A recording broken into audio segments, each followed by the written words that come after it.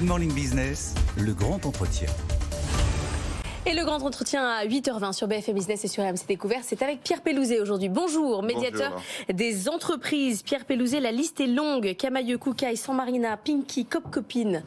Est-ce que toutes les boîtes de prêt-à-porter des années 90 vont disparaître? Et c'est quoi votre vision? Vous dites finalement, c'est la vie? Alors d'abord, ma vision, c'est de penser à tous les gens, toutes les personnes qui travaillent pour ces entreprises. Bien entendu, pour elles, c'est compliqué, c'est difficile et on leur souhaite le meilleur et une reconversion dans d'autres métiers ou dans d'autres entreprises. Mais oui, vous tournez la page quand même là. Oui. Alors pour celles qui sont en difficulté, et il y a certaines qui sont en dépôt de bilan, évidemment, on espère que les personnes... C'est à troisième restructuration là. Exactement. Mais ceci étant, effectivement, si on prend un petit peu de hauteur, c'est vrai que c'est un secteur qui était en difficulté avant la crise, qui a probablement été aidé par toutes les aides qui ont été mises en place en 2020, qui a probablement été aidé par la reprise formidable de 2021. Mais aujourd'hui, on a un niveau de croissance qui est revenu à ce qu'on connaissait avant. On a un niveau d'aide qui a beaucoup baissé, bien évidemment, à part sur l'énergie. Et donc, ce sont des entreprises qui arrivent en bout de course. Et c'est vrai que ça va être de plus en plus difficile. On sait que la consommation a changé. Nous, on le voit du côté des entreprises, ce qu'on appelle les achats responsables. Vous savez qu'on pousse beaucoup pour les achats responsables dans les entreprises. Pour les particuliers, c'est la même chose. Le mode de consommation du vêtement a changé. Et donc, ces entreprises, comme vous le disiez, des années 90, sont peut-être arrivées au bout d'un modèle. Et donc, c'est ce qu'on commence à constater. Si on redescend au niveau de la petite entreprise, du petit commerce indépendant de détail, concrètement, quand il lui arrive quelque chose comme ça, quand il voit qu'il aura du mal à payer ses salaires, à payer ses fournisseurs, comment il peut s'adresser à vous? Comment ça se passe? Et quels sont les outils dont vous disposez? Alors effectivement, il faut que ces entreprises se fassent aider. C'est-à-dire que oui, je pense comme vous aux petits entrepreneurs, aux petits commerçants qui ne restent pas seuls. Il y a beaucoup d'outils qui sont à leur disposition. Je pense au portail du rebond avec les tribunaux de commerce, avec tous ceux qui peuvent les aider. Au moins le portail rebond, c'est le ça? Portail du rebond, absolument. Rebonds, ça fait partie des outils qui existent, qui regroupent plusieurs associations, qui leur permettent de regarder leur situation d'entreprise. Qu'est-ce qu'ils peuvent faire? Quelles sont les aides? Comment on peut continuer? Bien sûr, les chambres de commerce, les chambres des métiers sont là aussi pour ça. Et puis, si vraiment ils sont en difficulté, comment terminer aussi la vie d'une entreprise proprement et comment rebondir. Rebondir à titre de l'entreprise, rebondir à titre personnel. Il faut aussi faire attention à la santé de ces personnes qui parfois ont engagé toute une vie sur un commerce. Donc tout ça, c'est important. On est là pour les aider, bien sûr, qu'elles n'hésitent pas à nous écrire. On les réorientera, s'il le faut, vers les bons systèmes. Vous avez raison d'y rebondir parce qu'on a vu tellement d'entrepreneurs qui ont beaucoup de succès, qui ont d'abord traversé des échecs. Et ils écrivent des livres après. Oui. Ouais, et c'est ça. Mais même, c'est vrai que l'échec fait partie de la vie des entrepreneurs. Exactement. Et c'est pour ça qu'il ne faut pas, j'allais dire, s'arrêter sur un échec, mais peut-être en tirer les leçons, apprendre, rebondir. Et effectivement, je vous rejoins. Souvent, les meilleurs entrepreneurs sont ceux qui ont vécu un échec, qui ont su apprendre, tirer des leçons et rebondir. Encore faut-il qu'ils se fassent accompagner pour pouvoir le faire. Vous dites qu'il faut se faire connaître, se faire accompagner. C'est le même sujet qu'avec les factures d'électricité finalement. Le problème, c'est de se faire connaître, de remplir le formulaire. On en est là, à dire aux gens, remplissez le formulaire. Oui, alors là, c'est assez terrible parce que les aides sont en place. On a entendu les boulangers, on a entendu les bouchers, les charcutiers, de manière générale les commerçants disant on a besoin d'aide face à ces factures d'électricité qui augmentent.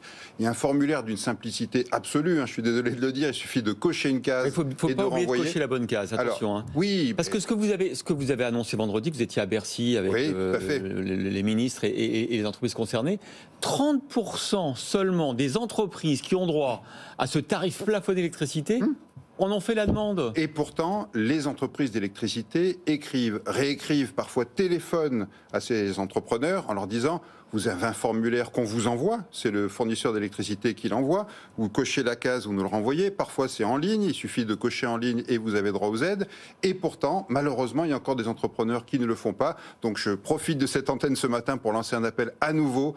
Regardez ce formulaire, remplissez-le et vous aurez ensuite la déduction directement sur votre facture de janvier. C'est pas trop tard? Si on a oublié de le faire en janvier, est-ce que ça sera rétroactif? Il reste encore quelques jours. La plupart des fournisseurs d'énergie vont attendre un petit peu, vont attendre jusqu'au 15 février pour envoyer la facture de janvier. À un moment, il faut quand même qu'ils l'envoient. Donc vous avez encore quelques jours, faites-le. Bien sûr, si vous le faites après, ce sera rétroactif. Mais je veux dire, pourquoi devoir payer aujourd'hui une somme élevée et ensuite avoir un remboursement alors qu'on peut remplir tout de suite ce formulaire et avoir la déduction immédiatement? Est-ce qu'on n'a pas surestimé les difficultés des entreprises? Si les aides ne sont pas demandées, c'est peut-être parce que finalement ça passe. Le cabinet Bruno Le Maire dit 800 000 sont éligibles. On est sûr que c'est autant? Oui, c'est toutes les TPE qui sont, alors je suis un tout petit peu technique, mais c'est pas très compliqué, au-dessus de 36 kVA, c'est-à-dire qu'un compteur électrique au-dessus de 36 kVA n'ont pas le droit aux tarifs réglementés. Les cas des boulangers, par exemple. Le cas des boulangers, parce qu'il y a des fours, donc ça consomme beaucoup, ça tire beaucoup d'énergie. On a besoin de sortir du tarif réglementé. Souvent, un certain nombre de bouchers avec des chambres froides, même chose. Voilà. Pour ceux qui sont au tarif réglementé, il faut leur rappeler, ils cochent aussi, ils restent au tarif réglementé, donc là ils sont au même tarif que vous et moi à la maison. Pour les autres, vous avez droit à une déduction sur facture, demandez ces aides, profitez-en. Encore une fois, c'est dommage de ne pas le faire alors que c'est simple et ça peut beaucoup vous aider. Quel est le baromètre aujourd'hui? Vous êtes notre indicateur avancé de la situation des entreprises. Est-ce que vous avez l'impression, comme on en a souvent autour de ce plateau, que finalement ça tient? Il n'y a pas de drame, il n'y a pas de mur des dettes? Ou est-ce que vous sentez un petit frémissement inquiétant?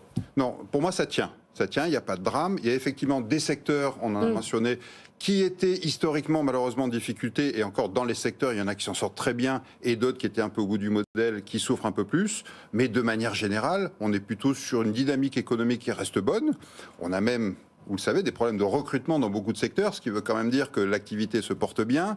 On voit au niveau des remboursements de PGE que tout se passe bien. Il y a très très peu de demandes de prolongement de PGE.